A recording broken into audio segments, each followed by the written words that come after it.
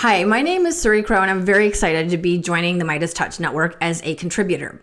For the last nearly 20 years of my life, I've worked as a reporter and an anchor in television news in local TV news markets. Arrives at the Vine Center tomorrow to take the stage behind me here. He will have Secret Service protection. He'll be the first of the Republican candidates to have this type of security detail, which means he is now officially high profile. Just to get inside the Longwood University perimeter is quite the security ordeal. If you look behind me here, you can see this is where all the media is clearing their gear. They have a K-9 officer.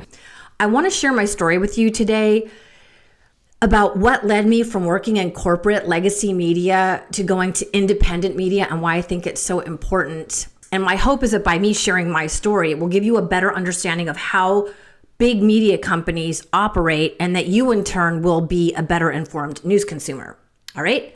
So journalism and the pursuit of truth are my absolute passions. I still tell people, if you were to cut me, I would bleed little stories, journalism reporting stories. It's in my DNA.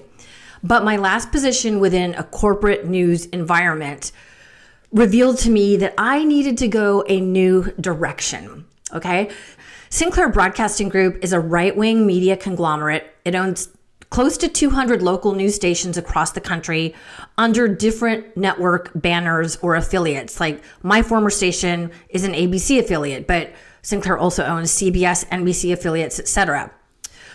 They cover about 40% of the country's news markets, local news markets. So it's a significant imprint. I was a veteran journalist when I signed my contract with them, but little did I know what I was signing off on.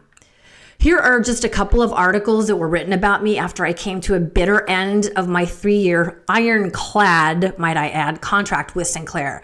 While there, I consistently and accurately reported stories about climate change, gun violence, as well as the rise in white Christian nationalism, especially in the aftermath of Trump's election. And I also covered that 2016 presidential election. I was reporting in the middle of Trump, morphing from a failed casino owner and reality TV celebrity to a formidable presidential candidate. I remember one editorial meeting we had in 2016 at the station where producers and reporters were assessing the Republican field of candidates and figuring out who and where and what stories we would cover for the day or the week. At the time, many of us were sort of laughing off Trump as any serious threat to Hillary Clinton. But one of my bosses said quite presciently, "Don't write him off just yet. I think Trump might be a real player in this election." That comment struck me as a moment in time when our political universe just flipped on its axis. So as the election year went on, I watched Trump get hours of live TV coverage on cable news and make appearances on mainstream morning programs, which is huge ratings, and his presence grew bigger.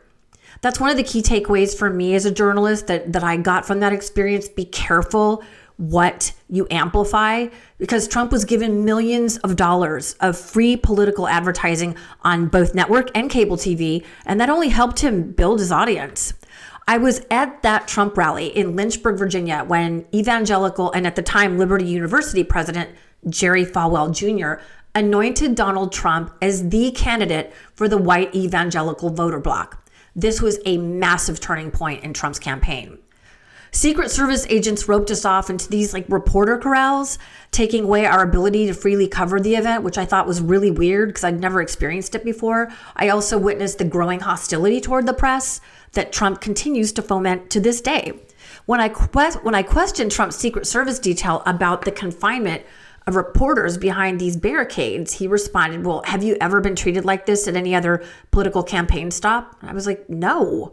And his reply spoke volumes. He said, "Well, there's your answer." And that is when I knew we were headed into uncharted territory.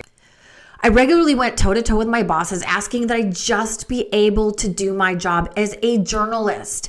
And even though I was winning investigative reporting awards while working there, I was constantly threatened and badgered by management to follow the company narrative, or I would be further disciplined. In other words, get in line or else.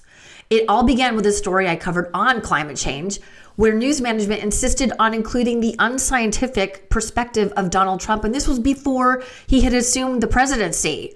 He's just a right-wing guy running for president. They're like, you got to quote him.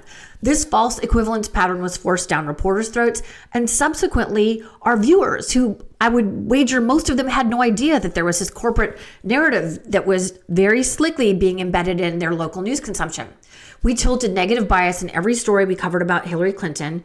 Meanwhile, I watched colleagues get promoted for nodding along in agreement with Trump.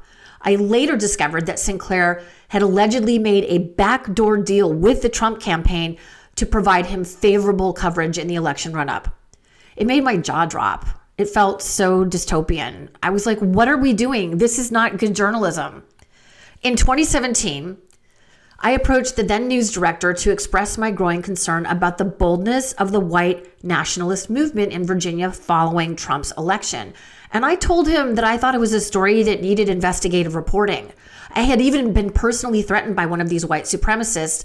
So I felt an urgency to report the story, but I was told, that's not a relevant story, Suri. No, we're not going to do it.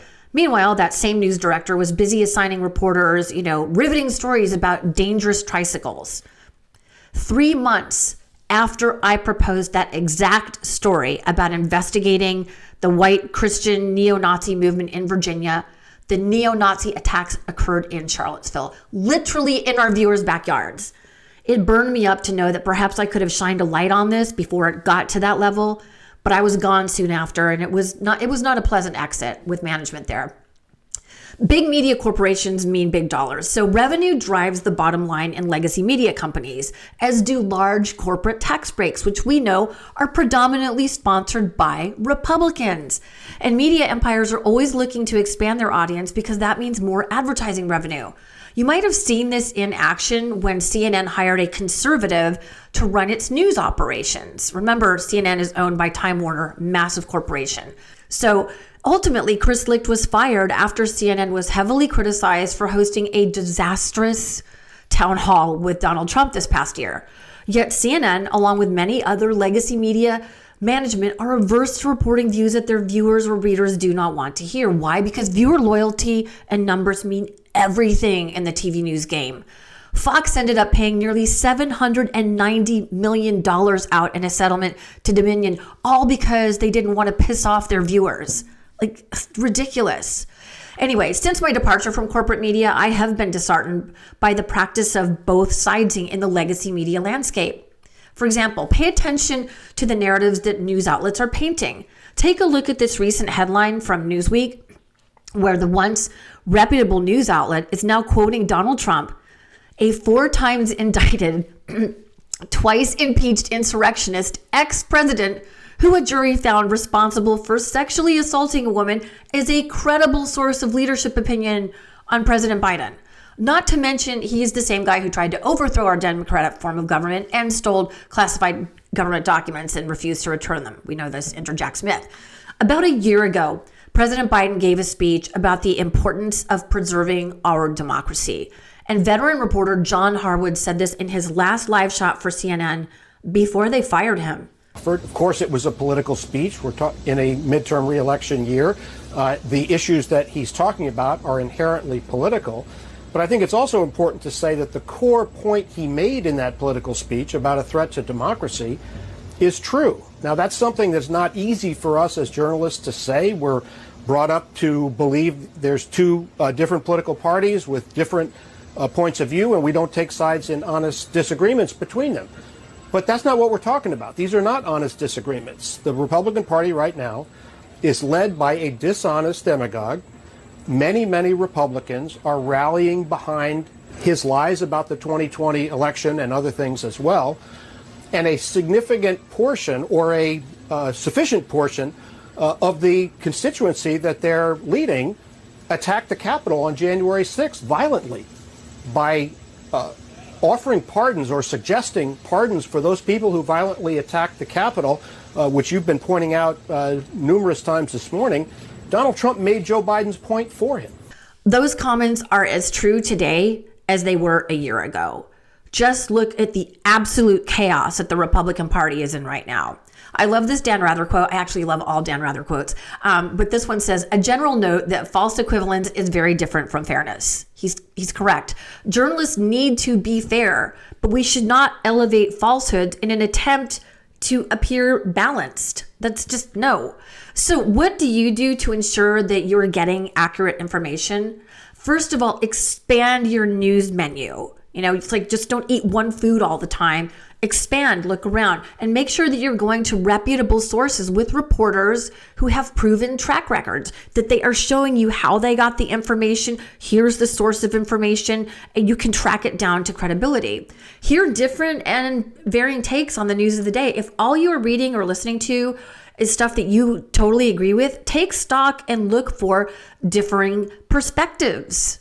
This is so important right now with what's happening in the Middle East, where misinformation is flying all over social media. In fact, don't take social media posts from your cousin or your best friend's mom as fact until it's been a proven source. This is called critical thinking, and it is something that Republicans do not want Americans to have.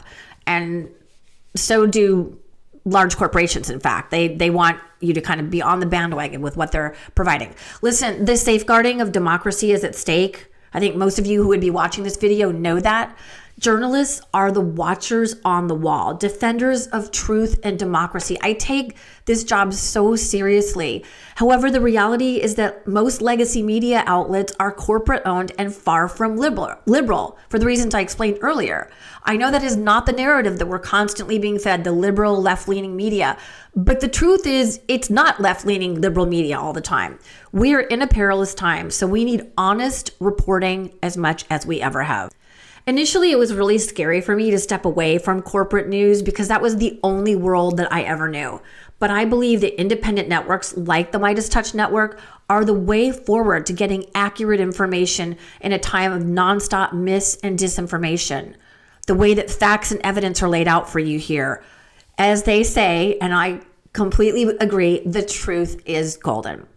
So that's my story. I hope it helps you out and feel a bit more informed when you're watching large corporate legacy media. I'm not saying throw it out completely, but just be aware that there could be underlying narratives, and the reporters often have no control over that. So thanks again for watching, and I hope to see you right back here on the MeidasTouch Network. Peace. Hey Meidas Mighty, love this report? Continue the conversation by following us on Instagram @MeidasTouch to keep up with the most important news of the day. What are you waiting for? Follow us now.